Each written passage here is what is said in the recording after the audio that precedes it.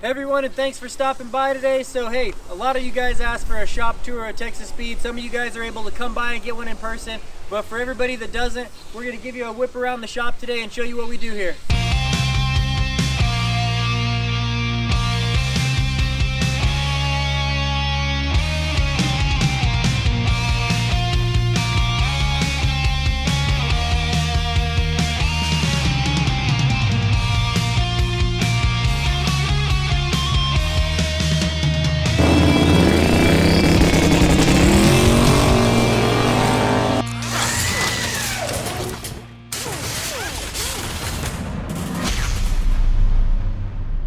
Alright everyone, so here we are inside.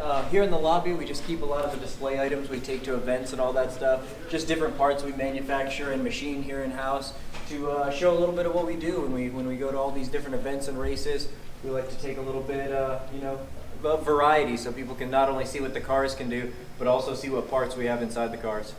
Okay, and we'll start with the engine room over here. I know it's one of the favorites of most people, so we'll start off with the Hemi. Alright, so in the build room here, once everything's all cleaned, machined and everything, it's brought in here for final assembly. So we usually have one builder working on, one piece at a time. So when the rods and pistons are being set up, that's one person. And then it'll move over to the short block assembly. That'll be one person looking over that. And then finally it heads on over to the lead engine builder, Rodney Pope, and he'll finish the long block, full turnkey package if that's what was ordered. And of course he's checking everything to make sure it's all perfect before it heads out the door. Alright, so I think that pretty much shows you guys around the engine build room. Now, next we'll head out into the machine shop.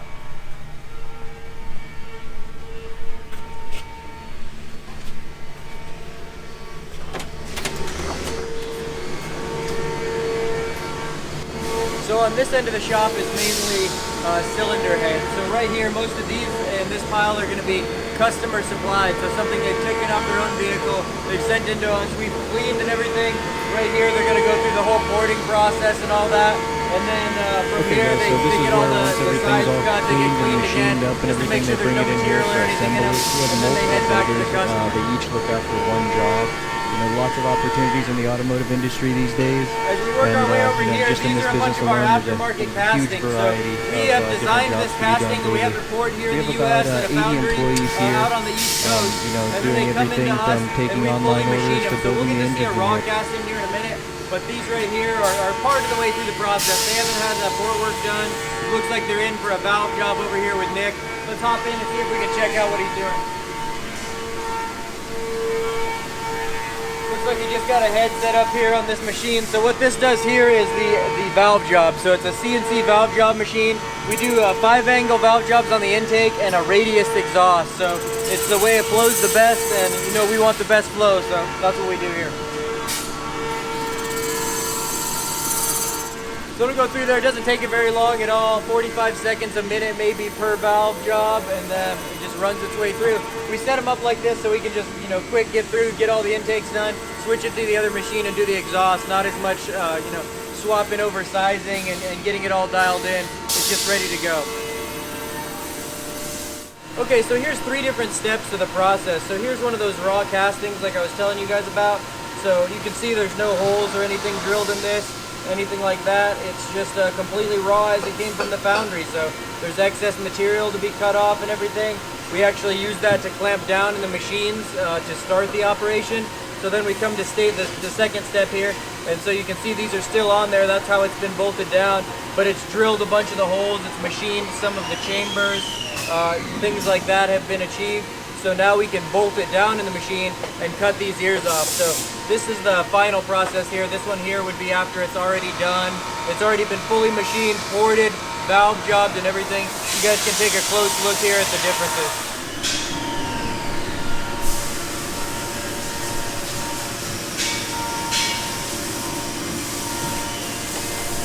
Alright, well this machine stopped. We'll show you around inside it a little bit. So come on over, you can take a look. So this is a fixture we've had made. You can see the head goes on here and they bolt it on so it can do all the milling and stuff. Here's one of the tools here. They can change themselves with the whole carousel of tools up here. Okay, so here is one of the bins where all the aluminum shavings that come off of our heads come into. So we do recycle all this material. Some people ask if we melt it down and reuse it here. We don't have a foundry. That stuff's all done, here in the U.S., but out of house. So we just take all this, send it to recycling, and do our part. Okay, so one of the final steps we do after the heads have gone through porting, the valve job, all that stuff machined, they come here and go to one of these gentlemen right here, and they go through and make sure everything's perfectly smooth. There's no, tool marks or anything like that from the CNC machines. Everything looks perfect, smooth, and it's all going to flow well. So a little hand touch here at the end. Okay, and these three CNC lathes right here are turning out the retainers for our spring kit. So they take a titanium bar stock and they turn it into these retainers right here. So you can see this is a dual spindle lathe, so it can cut the front side and the back side all in one operation, and then it just dumps them out here. So these things are running pretty much 24 hours a day. As you can see here, this is a bar feeder, so you feed all the bars in here and it can just keep feeding this machine all night. Alright, now on this very end of the shop, all this is devoted to engine building. So a lot of machining goes into blocks. Maybe people think you just buy the parts and slap them together, but just about every part, including the rods, all that, needs to be machined properly first before being installed in the engine. So these machines right here do most of the block work. So they're going to do all the boring, the decking. They cut the holes for the bigger head studs if somebody does decide to go with an upgraded head stud for more clamping force. They take care of all that here. Once it comes out of the machines, it heads to one of these stations over here, which is still continuing the machining process, but we have a separate machine specifically for honing the bores that's a little more accurate, a little more precise than these machines. And then we hone where the crank goes, the line honing it's called, so we make sure that that bore is perfectly smooth as well for the crankshaft. And then as well as the rods, like I was saying before. So we hone out all the holes on the rods to make sure they're perfectly round and aren't going to wear the crankshaft or the piston pin in a weird way. Okay, so right here we're having the very beginnings of one of our re-sleeve blocks. So we take a factory GM block and we cut the factory sleeves out, and it is actually a cutting process. So the machine can cut about a ½ inch out in one pass. It's pretty incredible. Cut the factory sleeves out, and then what we do is finish the machining process from there. Push our new hardened sleeves in, much thicker, much stronger material. They hold up to about, roughly, I would just say for a quick guess, 400 to 500 more horsepower than a factory block would. There's not as much shifting and moving around as a factory aluminum block would have with the factory sleeve. So as you guys can imagine, this process creates a lot of heat. That liquid you're seeing pour down onto the block is a lubricant and coolant. So it's really slick, but it also helps keep it cool. You know what the kind of heat that would create? Cutting out a ½ inch of steel in one pass, pretty insane, but this machine takes care of it all. Alright, so these two machines here are cam grinders. These are some of the most expensive machines we have in the building. Not many companies grind their own camshafts in-house. A lot of companies that are labeling them as their own are having them, ground elsewhere. But we decided about 5 or 6 years ago to bring cam grinding in-house so we could quality control every step of the way. And these are the two machines here that do it. We started off with an older machine, got used to it, got the hang of it, got rid of that one, and got two of the newest state-of-the-art machines available in here and set up ready to go. So basically the camshaft would sit here right in this trough to hold it. Basically it clamps it on down, moves it over here to the grinding wheel. This is what does all the work. So it's not CNC cut with tools like the other machines. This is more of a grinding process. So that wheel, stays in the perfect condition to smooth up all the lobes and get them ground perfectly. This machine can grind a cam in about 10 minutes, so it's pretty quick, extremely accurate. These are two of the hardest machines to keep dialed into perfection, and of course, we check the cams after they come out of here to make sure that everything is perfect. Down to the point where we even cut some of the cams open to look at the heat treatment. So you guys can see here, if you look close, the line there is the how far the heat treatment penetrated into the material. Alright, we'll take you guys in here where we keep some of the projects, kind of the fun room, as well as the rotating assembly balancer.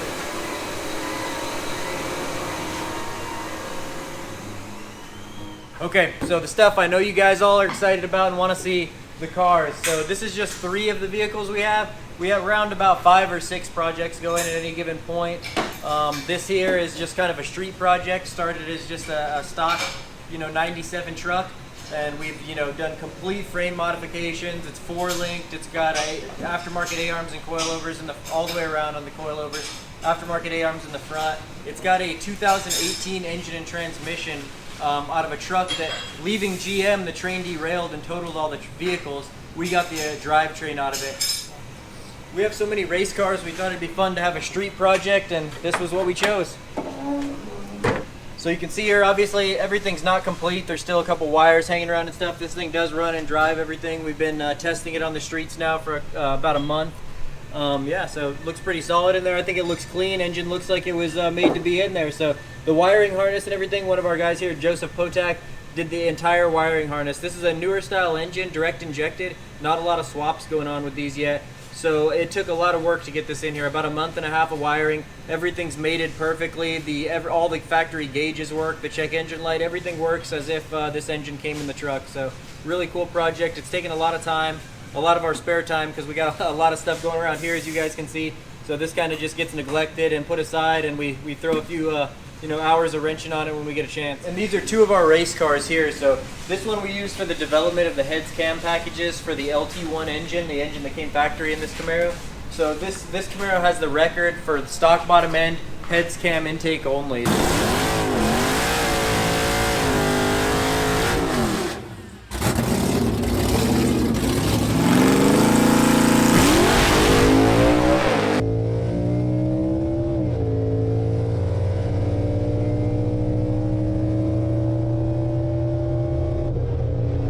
So it was the stock LT1, 6.2 bottom end. We did our heads, one of our custom cams, and then this is actually a 3D printed prototype intake, and it did set the world record with these parts, so it's pretty cool to have this. We did this as well with the 4th and 5th gen Camaros, which we still have but aren't here at this time. This one up top is the one we raced the most. It's a twin turbo 427 we built. Ultra fast, car ran about 7.6 in the quarter mile.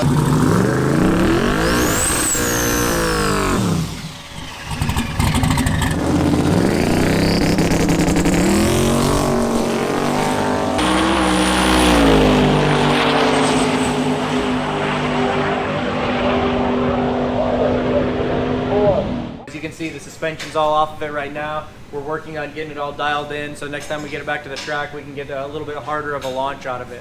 But yeah, so now that we got the toys out of the way, let's head over here and take a look at rotating assemblies. So over here they do all the balancing of rotating assemblies. So they get the crank in here, they got to weigh the rods and pistons, each end of the rod to know where the weight's going to be as far as how far out from the crank. And then they can sit here on these machines that tells them where to drill, and they go ahead and drill weight out. If they have to add weight, they'll drill a hole and add a more dense material in there to add weight to the throw of the crank. Okay, so this is where a lot of the testing and development goes on. So we do have a chassis dyno as well to strap cars onto, but something like this is more accurate. We can pinpoint more things as we're developing cams. Obviously, it's easier to switch parts while it's just sitting in there on the stand. So right now what we're going through is some Hemi testing. So we're testing the new Hemi truck engines and developing camshafts and heads for them right now. Looks like the last pull laid down about 501 horsepower. It's going to be a stock engine with just our cam in it. I believe that's going to be the stage 4. So it's really good to see those kind of gains with cam only. Okay, so now we're in the warehouse. Hey, I know it looks like the machine shop.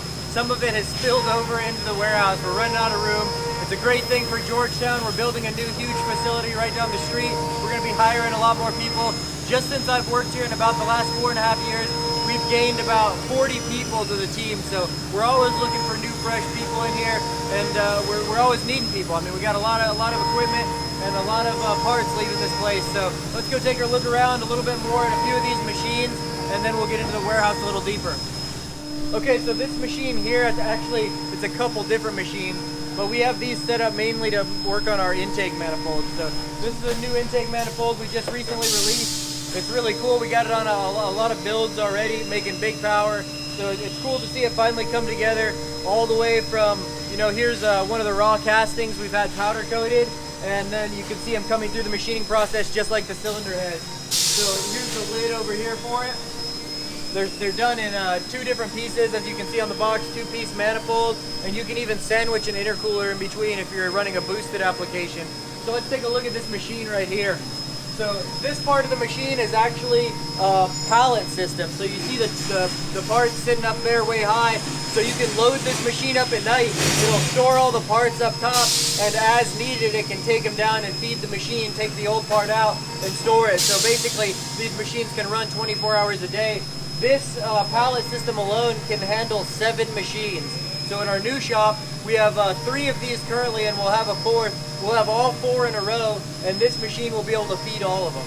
Okay guys, so this leads us to the warehouse. This is where we store all the parts. We try and keep as much stuff in stock as we can, because obviously when people want it, they want it now. So they don't want to call in and hear, hey, we got to get it from the manufacturer, it's going to take a few weeks. We want those parts to be able to ship out that same day or the next. So that's what you see back here, a huge amount that's taken, you know, years to stock up and find out what the industry's looking for and wants quickly. So that's what you guys are seeing here. For example, this aisle is all rotating assemblies. So here we have bearings, pistons all the way down to that next aisle, and then it's going to be crankshafts. Rods are up top, so a lot of different parts in here so we can get stuff going quickly. Alright guys, glad you could come for a tour. Thanks for stopping by. It's getting close to lunch. I'm getting hungry. Time to get out of here. See you guys later.